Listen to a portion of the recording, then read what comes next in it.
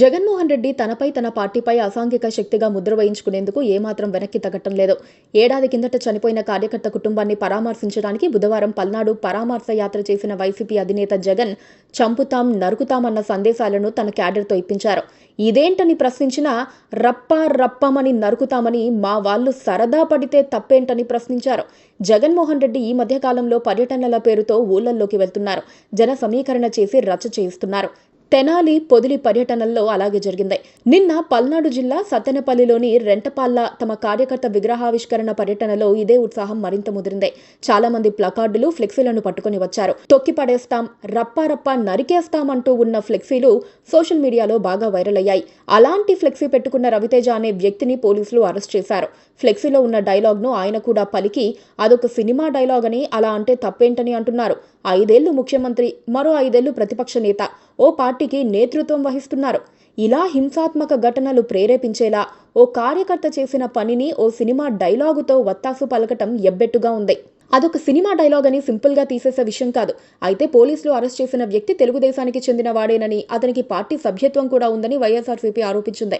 ఈ విషయాన్ని జగన్ ముందు ప్రస్తావించినప్పుడు, అంటే తెలుగుదేశం వాళ్ళు కూడా ఆ రేంజ్ లో చంద్రబాబును తిడుతున్నారు అన్నారు. అన్ని అబద్ధాలు అయిపోయినాయి, ఫీజు రీయింబర్స్మెంట్ లేవు, ఆరోగ్యశ్రీ లేదు, రైతులకు పెట్టుబడి సహాయం రావడం లేదు, పెట్టుబడి గిట్టుబాటు ధరలు రావడం లేదు, మరో పక్క అబద్ధాలు మోసాలతో సూపర్ 6లు లేవు, సూపర్ 7లు లేవు. మరి ఆయన బతుకులు చిన్నాభిన్నం అయిపోయిన పరిస్థితుల్లో ఆయనలో మార్పు వచ్చిందేమో.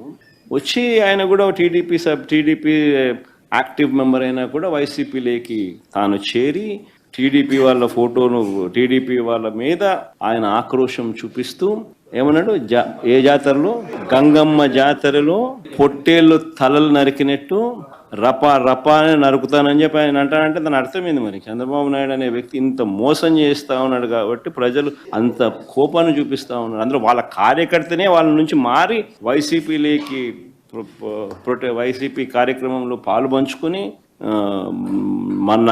మన అభిమానస్తుడై నెక్స్ట్ టీడీపీ ప్రభుత్వంలో టీడీపీ వాళ్ళను రప ఏం జాతరలోది, గంగమ్మ జాతరలో ఏం పొట్టేలు తల నరికినట్ట రప నరుకుతాను. మంచిది కదా. కార్యకర్తల దూకుడును జగన్ సమర్థిస్తున్నారా లేక మరింత రెచ్చగొడుతున్నారా అనే అనుమానాలు వ్యక్తమవుతున్నాయి. ఆయన వైఖరిని చూసిన తర్వాతే వాళ్ళు మరింతగా రెచ్చిపోతున్నట్లుగా ఉంది.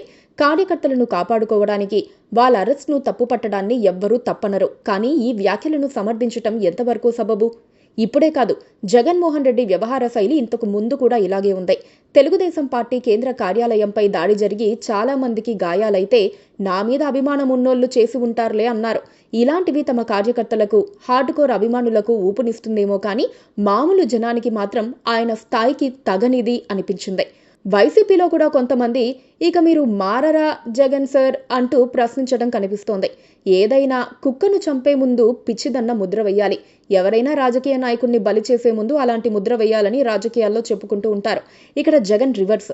ఆయన రాజకీయాలకు అనర్హుడని టీడీపీ ప్రచారం చేస్తోన్న సమయంలో ఆయన తనకు తానే అలాంటి ముద్ర వేసుకుంటున్నారన్న ఆందోళన కనిపిస్తోంది.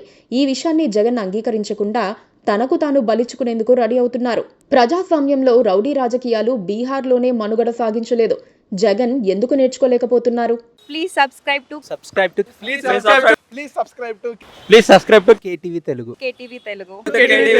KTV Telugu channel.